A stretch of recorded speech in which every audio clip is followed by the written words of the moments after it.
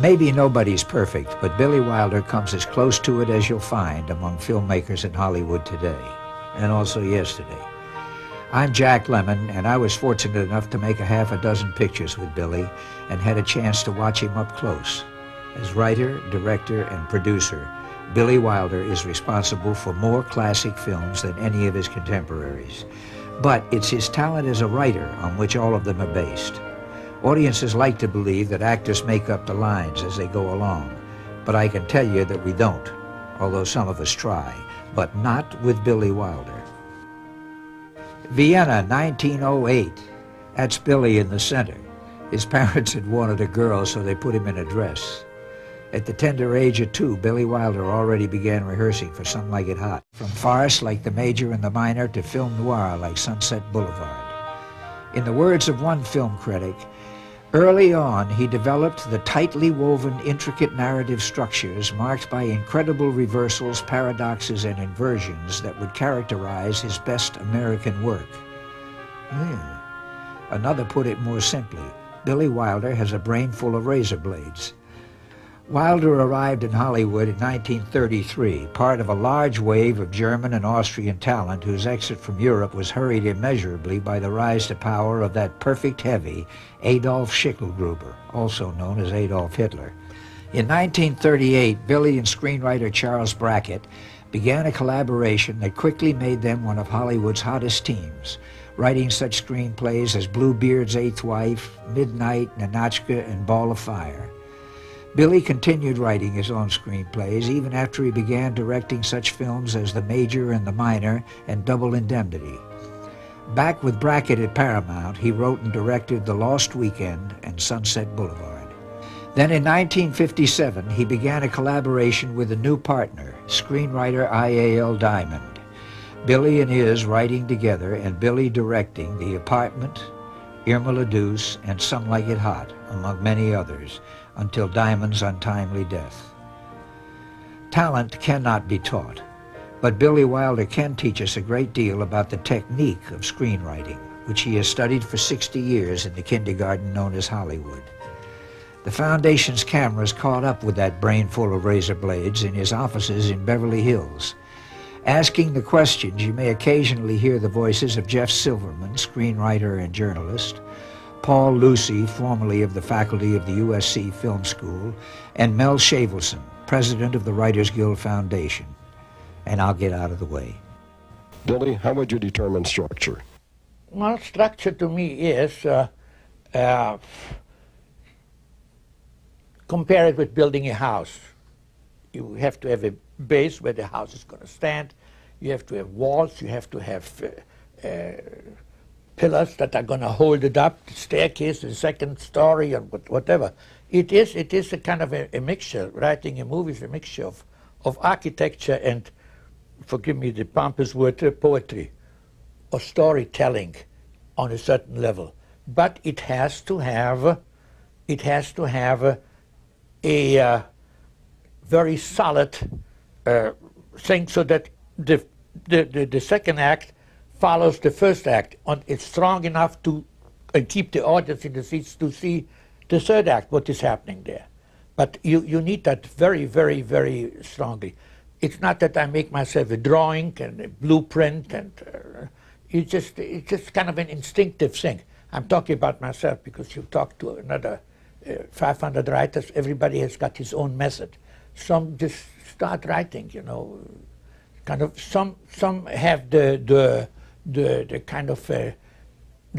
kind of flighty mind of we have a very good example now, Forrest Gump, you know, the writers who function like Forrest Gump. You don't know where it's going, but you can't do that with a picture. I mean, I couldn't do it with a picture. Well, how do you do it? I tell you, mine is a kind of a rather unique thing that I cannot, I don't like it. If you write a scene and we say we'll fix that later, we will manicure it and go to the next scene, I just go back to the first scene and until it is about as good as possible. I may change something subsequently, but I never write first version, second version, third version. If you know what I mean. One of the things about your films is that there are so many good parts in them, from the small players to the lead players. What do you feel is a basic ingredient of a good part in a screenplay? Well, to begin with, the better the part, the better an actor you should get, and the good actors, even so it may be small. If you run a football team, get yourself Heisman Trophy winners, get yourself the most expensive because they're the best. And then you're a great coach. The part must contain good thoughts, it has to make sense so that you can sell that something. It has to have originality. It has to belong. It should not be like, you know, you're having a picture here and then you have the comedian and he's doing a juggling act on the side. He has to be an intimate part of, an intricate part of the story itself, of the picture itself. It has something to do with the important 6 or 8 hinges in the picture. And the most important thing is that he must know where the joke is. He must know where, not the joke, sometimes it's serious too. He must make an impact, and the audience must wish to see him again in the picture. How do you write an original, something like The Apartment? You told us you got the inspiration for that from a picture David Lean had directed. It was called Brief Encounter, one of his best pictures. Black and white, very simple, married woman, a lover who lives in London, and she would come and see him, and he would use a friend's apartment for his tryst, or whatever you want to call it. And I remember we were shooting Some Like It Hot, and we were halfway through, and I was in love with Lemon, and I just thought there's an enormous talent. I did not know him before. And if I could get him for a next picture, but what kind of a next picture can we find? And I have drawers full of first acts, of characters, of curtains, of themes for future pictures. And I remember that I had something there that fitted him, and I found it, and it was a 5-page outline for The Apartment. Namely, the story of the friend whose apartment the leading man was using. And the line just very simply started with, but what about the man who has to crawl back into his warm bed? What happens to him? And I decided that would be a good character to start with. And Lemon was just not really a leading man in the sense, you know, of Richard Barthelmess, of Clark Gable. He was a leading man, but there was something funny and pathetic at the same time. How did you turn a 5-page outline into a screenplay? Well, the most important thing to find is if you have a second act, curtain. It's the curtain that is so important because it launches the end of the picture, whether it should be tragic, whether it should be funny, but you have the material there. You can go either way, preferably as a surprise to the audience. As I remember correctly, I was working with I.L. Diamond, my collaborator and much lamented collaborator I've been working for 25 years, and he died, and I really found excuses to do something else but pictures, but I miss him terribly.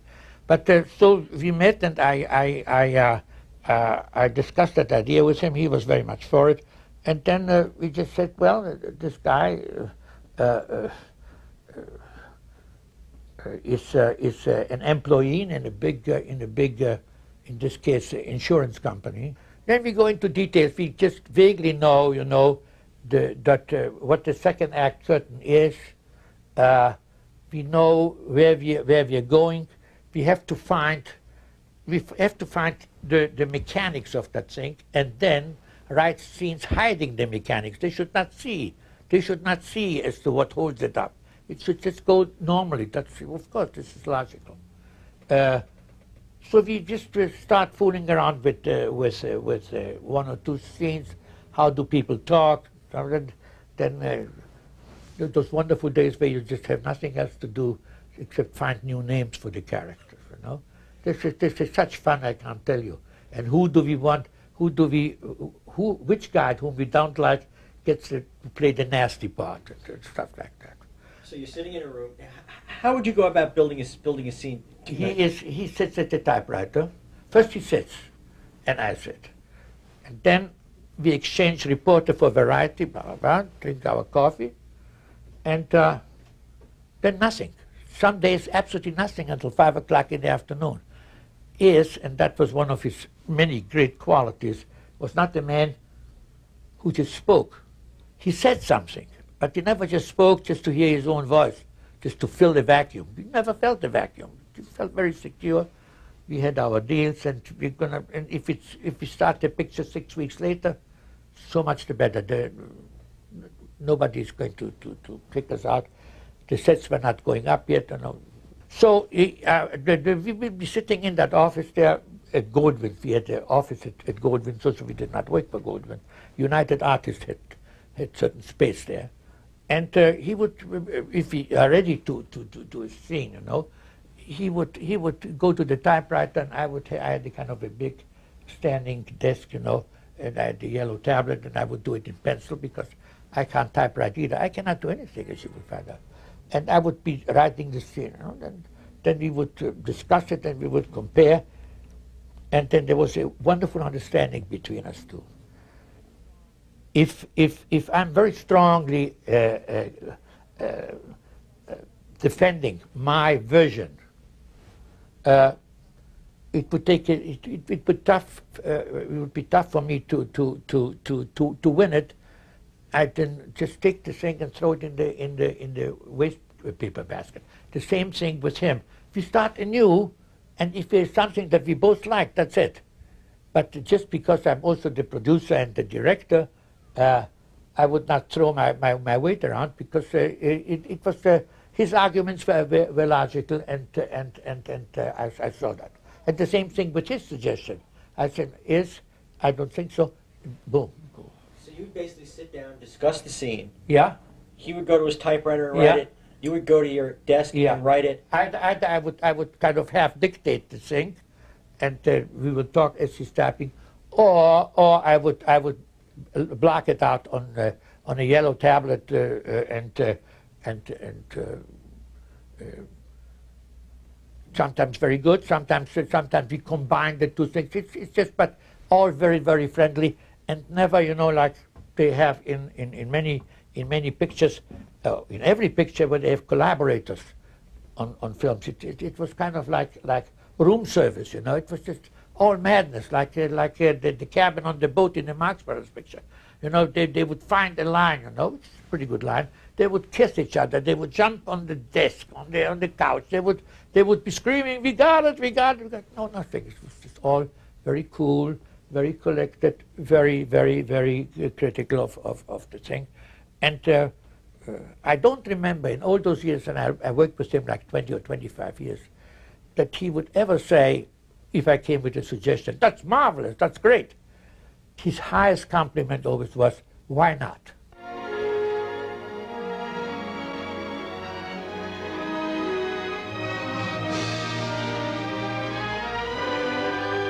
The theme was right there. The theme was that a schnook desperately wants a career, the American sickness, higher, better. Ultimately, when he makes it up to the situation where he's made vice president of the company, that's when he doesn't want it anymore. Thinking about casting. As a matter of fact, I spent like a day and a half. The part of Mr. Sheldrake, who was the head of the insurance company, was cast with Paul Douglas. You remember Paul Douglas, the guy from Letter to Three Wives,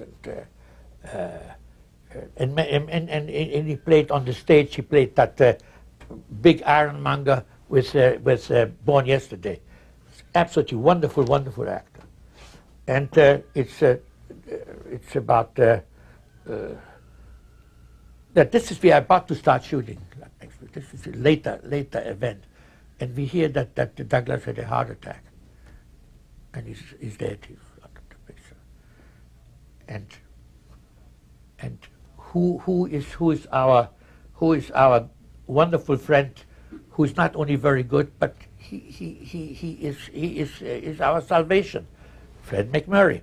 He saved us once in what was the first picture I did? Double Indemnity, where he just absolutely said, no, I could not do it. I just made a deal with Disney, and I'm driving that crazy Volkswagen, and I'm doing the Nutty Professor, and the kids love me. They now see me, a murderer, in Double Indemnity.